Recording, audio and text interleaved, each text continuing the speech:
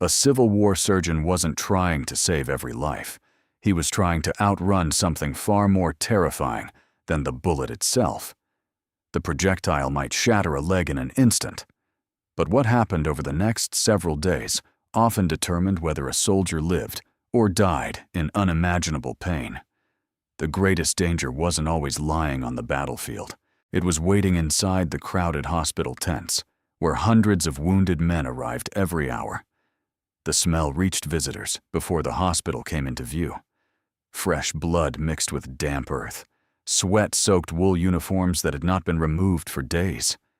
Smoke from campfires drifted through rows of canvas tents, doing little to cover the sour odor of infected wounds, already beginning to decay. Flies settled wherever they found exposed flesh. The soundscape was equally unforgettable. Shouted orders, groans of exhausted patients, wagons bringing more casualties, and the steady rhythm of surgical work that rarely stopped. Most Civil War surgeons had received respectable medical training for their era. Many genuinely wanted to save lives. But they were practicing medicine at one of history's most unfortunate moments. Anesthesia using ether or chloroform had become common enough that major operations could often be performed without the patient feeling the full agony of the knife. Yet the microscopic world remained completely hidden from them. No one had seen bacteria. No one understood that invisible organisms could turn a survivable injury into a fatal illness. Instead, many physicians believed dangerous vapors, known as miasmas, or the natural decomposition of damaged tissue caused disease. These ideas were widely accepted throughout Europe and America before germ theory gained scientific support later in the 19th century. Historians at the National Museum of Civil War Medicine and medical historians have documented how these beliefs shaped nearly every decision surgeons made during the war. That misunderstanding affected everything. The same operating table might be used continuously throughout the day. Aprons stiff with dried blood were sometimes worn as symbols of experience rather than signs that they should be cleaned. Instruments passed rapidly from one operation to the next because speed meant another wounded soldier had a chance to survive massive blood loss. From the surgeon's perspective, delaying an amputation could be more dangerous than performing one immediately. And in many cases, they were partly right. Medical records collected after the war and analyzed by historians show that prompt amputations often saved lives when limbs had been catastrophically shattered by mini-balls. These heavy lead bullets crushed bone instead of making clean holes, leaving fragments that primitive medicine had little hope of repairing. Without antibiotics, surgeons faced brutal choices where every minute mattered. But there was one problem. The operation itself could succeed perfectly, only for the patient to begin running a fever days later. The wound became hot, then swollen. A foul-smelling discharge appeared beneath the bandages. Dark patches spread across the flesh. The real enemy had finally arrived, and almost no one yet understood that it had been carried into the wound by the very hands and instruments meant to save the soldier. What Civil War surgeons reached for, before anyone believed those instruments needed to be sterilized, is one of the strangest and most unsettling chapters in the history of medicine. Long before surgeons worried about sterilizing a bone saw, they worried about whether they could even find one. A Civil War field hospital was rarely a neat collection of polished instruments. It was an improvised workplace built around urgency. Supplies ran short. Wagons were delayed. Hospitals moved. Rain soaked equipment. Dust settled over everything. Whatever could keep a patient alive for another hour often became part of the surgeon's toolkit. The instruments themselves looked surprisingly familiar. Bone saws, scalpels, forceps, artery clamps, and bullet probes were packed into leather surgical kits issued by the Union and Confederate armies. Many were expertly crafted from polished steel. They were expensive, durable, and intended to last through hundreds of operations. What they were not intended to do was remain sterile. After finishing one amputation, a surgeon might simply wipe visible blood from the blade with a cloth or rinse it in a basin of cold water before moving immediately to the next patient. If dozens of wounded soldiers arrived after a major battle, there was little opportunity for anything more thorough. Contemporary military medical records describe operations continuing for hours without interruption as surgeons raced against blood loss and shock. Ironically, many surgeons believed they were being careful. They washed away dirt that they could see. They removed clotted blood. They sharpened dull blades because clean cuts healed better than ragged ones. Without knowing it, however, every hurried cleaning left behind millions of invisible bacteria that no microscope available to them had yet connected with disease. The cloths used during surgery created another hidden danger. Bandages were commonly made from cotton or linen. When supplies became scarce, hospitals relied on donated sheets, tablecloths, worn clothing, or curtains torn into strips. Volunteer aid societies across both North and South worked tirelessly to produce clean dressings.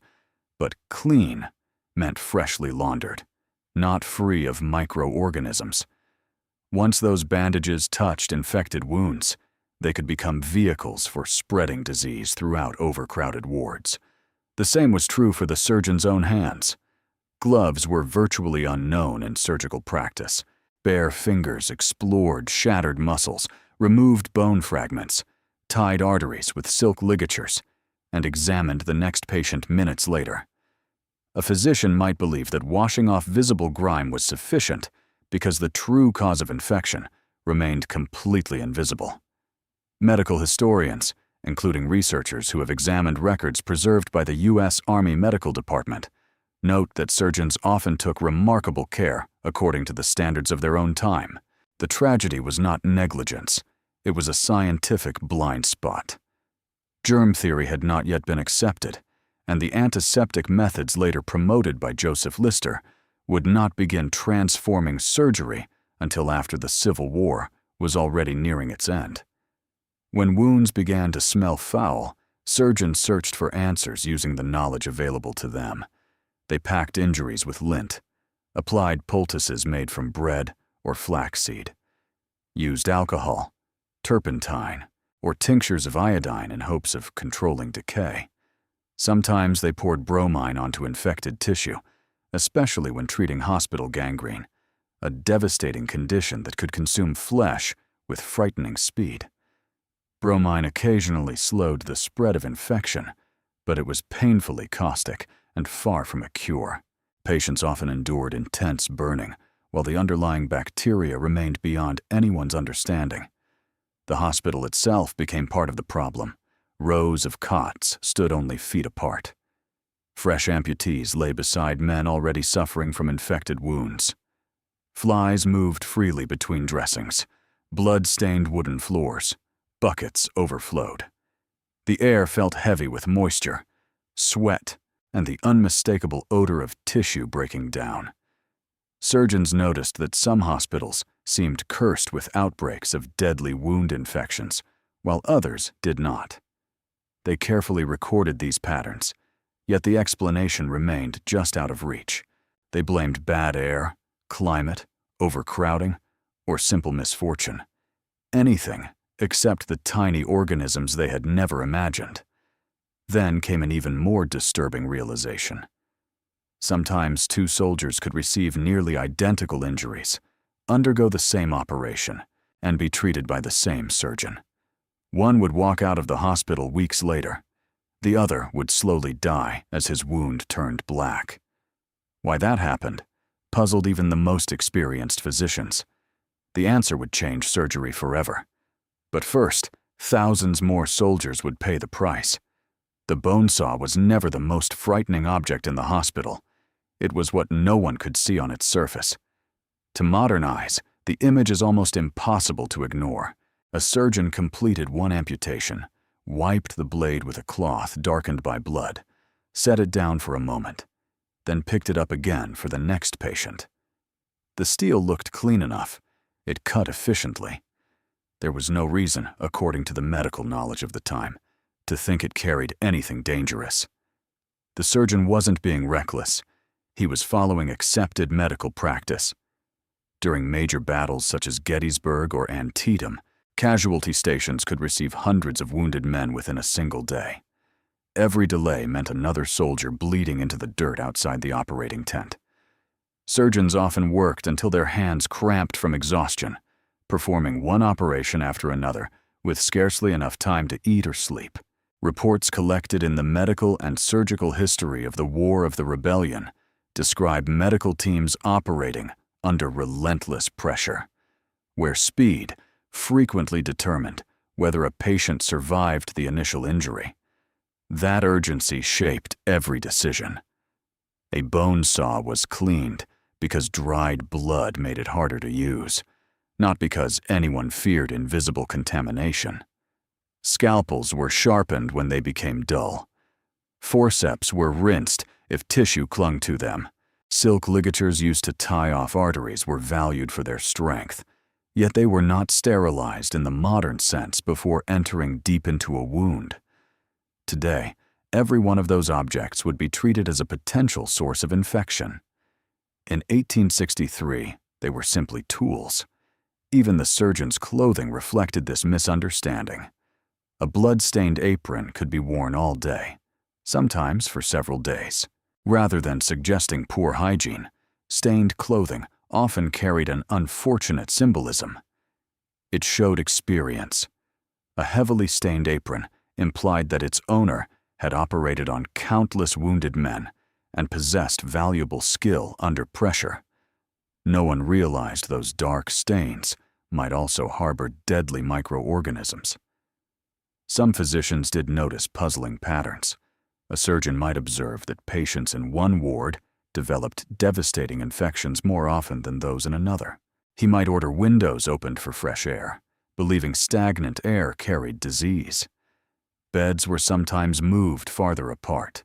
Floors were scrubbed. Bedding was replaced when possible. These efforts occasionally reduced infection rates, but not for the reasons anyone believed. Better ventilation and cleaner surroundings unintentionally reduced opportunities for bacteria to spread, even though the concept of bacteria causing surgical infection remained unknown. Then there was the water. Hospitals depended on wells, streams, rivers, or barrels transported by wagon. Water used to rinse instruments could itself contain harmful microorganisms. Since no one suspected contaminated water as a source of wound infection, it was often reused throughout the day. To the surgeons, clear water looked safe. Appearance was everything. Reality was microscopic. One of the most feared consequences of this invisible world was hospital gangrene. Despite its name, it was not a single disease, but a severe bacterial infection capable of destroying healthy tissue with terrifying speed. The wound often became swollen and exquisitely painful. Gray or black patches spread across the flesh. Thick, foul-smelling discharge seeped through the bandages. Patients developed high fevers, rapid heartbeats, and overwhelming weakness as infection spread deeper into the body. Contemporary physicians described the odor as unmistakable. Entire wards dreaded it. Once hospital gangrene appeared, surgeons isolated patients whenever possible because experience showed the condition somehow spread from bed to bed. They did not know exactly how, but they recognized the pattern. The U.S. Army eventually established specialized gangrene wards in an effort to contain outbreaks, a practical solution based on observation rather than an understanding of microbes. Historians and researchers at the National Museum of Civil War Medicine have noted that these isolation measures sometimes reduced transmission even before the true cause was known. Yet another mystery remained. Not every infected wound developed gangrene.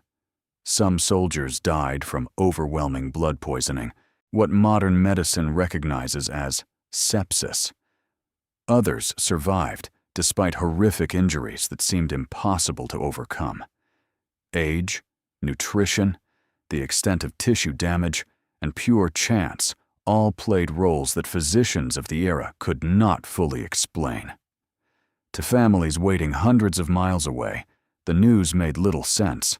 A letter might say the amputation had gone well. Hope returned. Then, days later, another message arrived. The fever had started. And once that fever appeared, even the most skilled surgeon often found himself fighting a battle he had almost no chance of winning. The operation was over. The bleeding had stopped. The patient had survived the knife. For a brief moment, everyone believed the worst was behind them. Then the fever arrived. It often began quietly. A soldier who had spoken with the surgeon that morning became restless by evening. His skin felt unusually warm. He complained of chills despite the summer heat. By the following day, the wound looked different. Healthy pink tissue faded into angry shades of red and purple. The edges swelled. Bandages that had seemed dry only hours earlier became soaked with thin, foul-smelling fluid. The surgeon knew these signs all too well. He simply didn't know their true cause.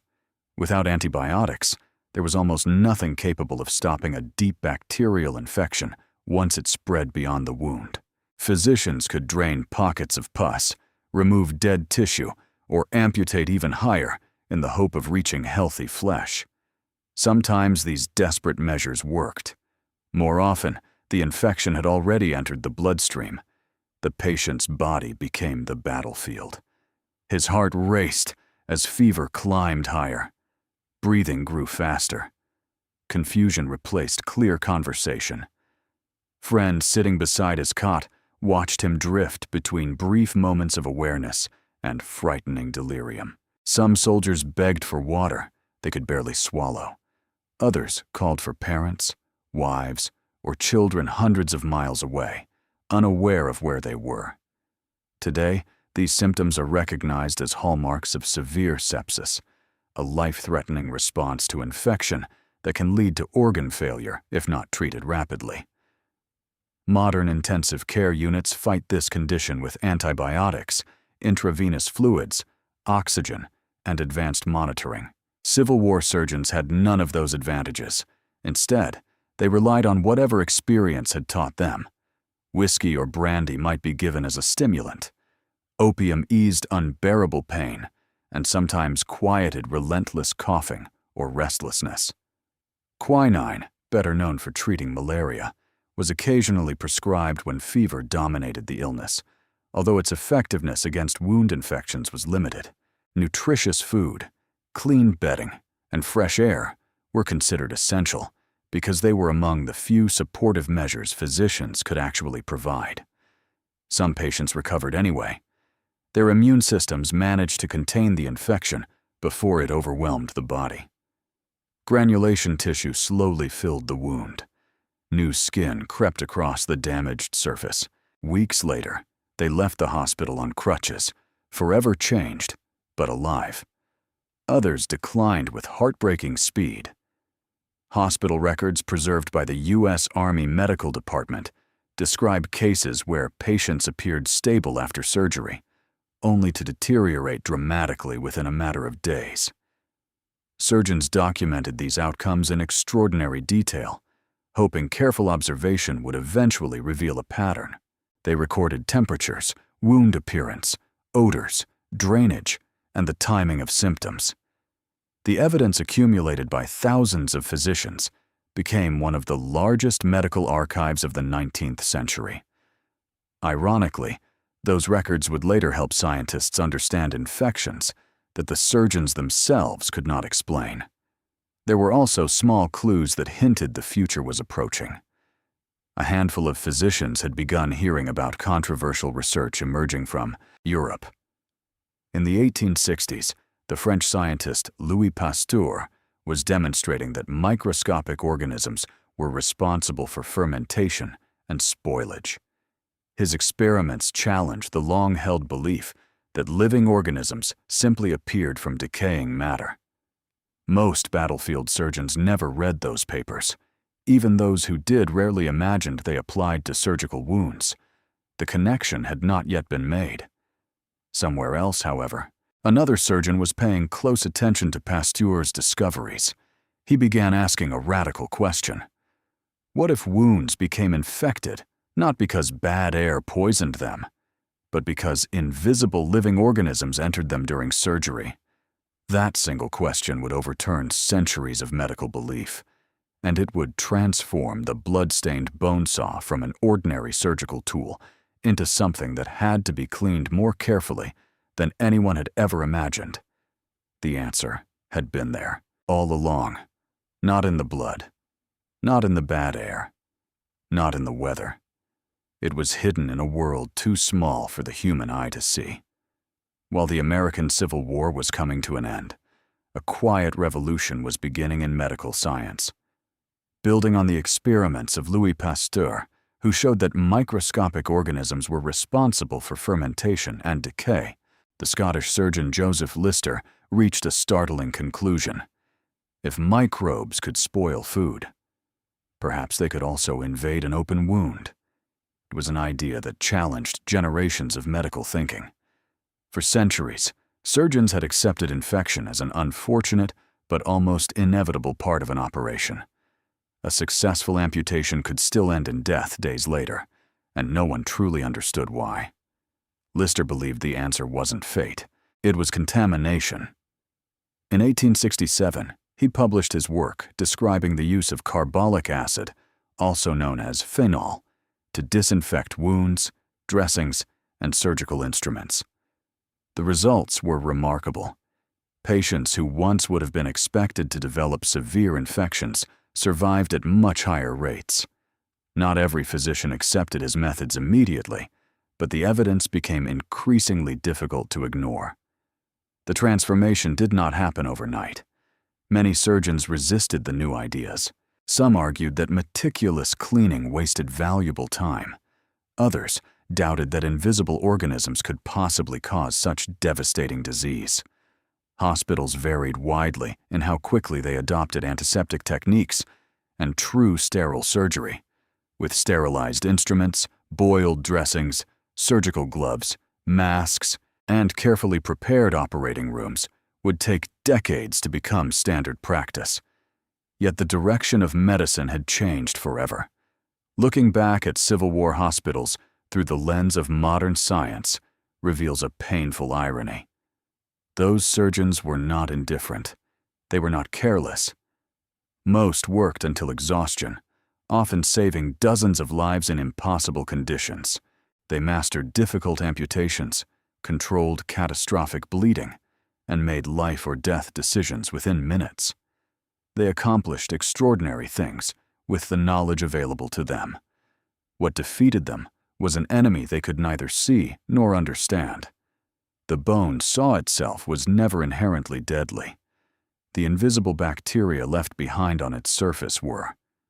Today, a modern operating room follows principles that would have seemed almost magical in the 1860s. Every instrument is sterilized under carefully controlled conditions. Surgeons scrub their hands with antiseptic solutions, wear sterile gowns and gloves, and work in environments designed to keep microorganisms away from vulnerable patients. Antibiotics stand ready if infection develops, despite every precaution. Because of those advances, operations that once carried an overwhelming risk of death have become routine. Joint replacements, organ transplants, open heart surgery, and complex trauma care all depend on lessons purchased at an enormous human cost.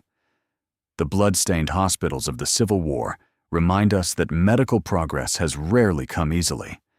It has been built through careful observation, scientific curiosity, and the determination to question ideas that once seemed unquestionable. Every sterilized instrument in a modern operating room carries the legacy of those 19th century surgeons who unknowingly fought an invisible enemy, and of the scientists who finally revealed what had been hiding on every blade, every bandage, and every pair of hands. That brings us back to the paradox we began with. A Civil War surgeon wasn't simply racing against the bullet. He was racing against bacteria before anyone even knew bacteria were there. And in that race, Knowledge, not the knife, became the greatest breakthrough of all. If stories like this remind you just how extraordinary modern medicine truly is, consider subscribing so you won't miss the next forgotten chapter of history. If you found this journey through one of medicine's darkest eras fascinating, leave a like and share in the comments which forgotten medical mystery from history you'd like to explore next.